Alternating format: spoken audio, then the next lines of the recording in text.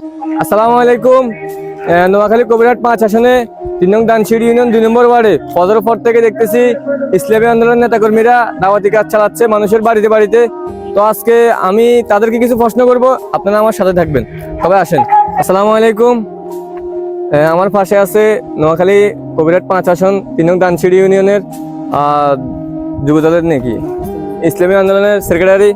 ওনাকে আমরা কিছু প্রশ্ন করব যে ইসলামী আন্দোলন ক্ষমতায় আসলে ওনারা আমাদের জন্য কি করবে। প্রথম প্রশ্ন হচ্ছে, হুজুর, আমাদের মতো ছেলেরা যারা স্কুল কলেজ মাদ্রাসায় পড়ে তাদের জন্য আপনারা কি করবেন নির্বাচিত হলে? আলহামদুলিল্লাহ,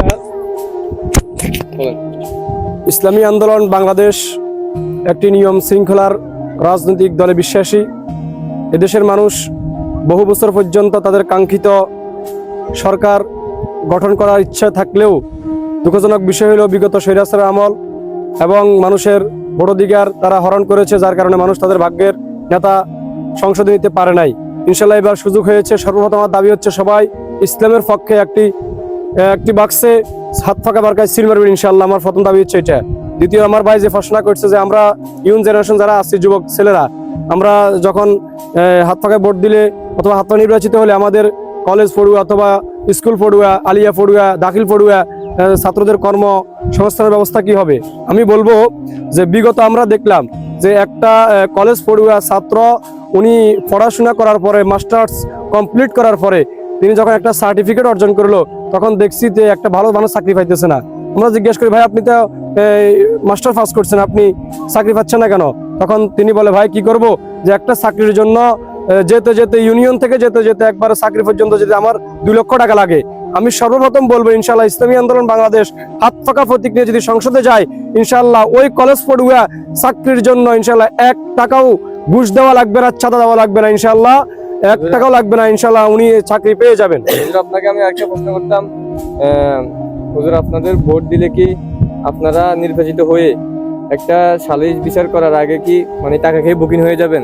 যে এখন দেখতেছি মানুষ সালিশ করার আগে টাকা খেয়ে বুকিং হয়ে যায়, ন্যায় বিচার পায় না মানুষ। আসলে এটা তো একবারে কমন প্রশ্ন, যেটা আমরা ইদানিং তাকাইলে দেখি যে বিভিন্ন জায়গায় সালিশ বাণিজ্য হচ্ছে, যেটাকে আমরা সালিশ বাণিজ্য বলি। বাণিজ্য মানে ব্যবসা, সালিশ মানে সালিশ। এক্ষেত্রে আমাদের বক্তব্য হলো, আমরা তো মানুষদের ভোটের নির্বাচিত হয়েছি মানুষদের সেবা করার জন্য। এখন সেবার নামে যদি আমরা জালিয়াতি করি মানুষকে একটা সালিশ বিচার ব্যবস্থা, সেখানে আমরা যদি ন্যায় বিচার করি তাহলে মানুষ শান্তি পাবে। কিন্তু সেখানে যদি আমি মোটা অঙ্কের এক পক্ষ থেকে 5,000 টাকা 10,000 টাকা খেয়ে ফেলি তাহলে এটা তো আর সালিশ হলো না, এটা একটা সালিশ বাণিজ্য হয়ে গেল। আমি বলবো ইসলামী আন্দোলন বাংলা যদি ক্ষমতা যায়, প্রত্যেকটা সেক্টর যেখানে সালিশ অনুষ্ঠিত হবে সেখানে আমরা টাকা নেবে কেন, বরং যারা অসহায় সালিশ থেকে হেরে যাবে আমরা তাদেরকে সহায়তার হাত বাড়াবো ইনশাল্লাহ।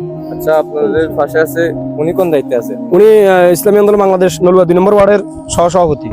আমি ওনাকে কিছু প্রশ্নগুলো হচ্ছে, বিগত বছরে আমরা দেখেছি রাস্তাঘাট পাকা করার জন্য সংসদ থেকে 10 কোটি টাকা বরাদ্দ হলে আমাদের ইউনিয়ন পর্যন্ত আসতে আসতে মাত্র 1 কোটি টাকা থাকে, এবং 1 কোটি টাকার কারণে আমাদের রাস্তাঘাটগুলো টিকসই হয় না, বেশি দিন টেকে না। এখন আপনারা নির্বাচিত হলে কি তাদের মতো টাকাগুলো মেরে দিবেন বা নিজের পকেট ভরাবেন? আপনার প্রশ্ন শেষ? জি, প্রশ্ন শেষ। আলহামদুলিল্লাহ, বিগত বছরগুলোতে আমরা দেখতে পাই যে সরকারি যে বাজেটগুলো আসে, এই বাজেটগুলা জনগণের হকগুলা কিছু নির্দিষ্ট লোকের পকেটে ঢুকে যায়।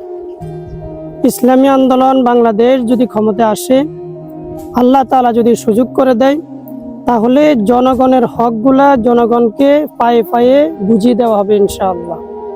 এটাই আমাদের প্রত্যাশা।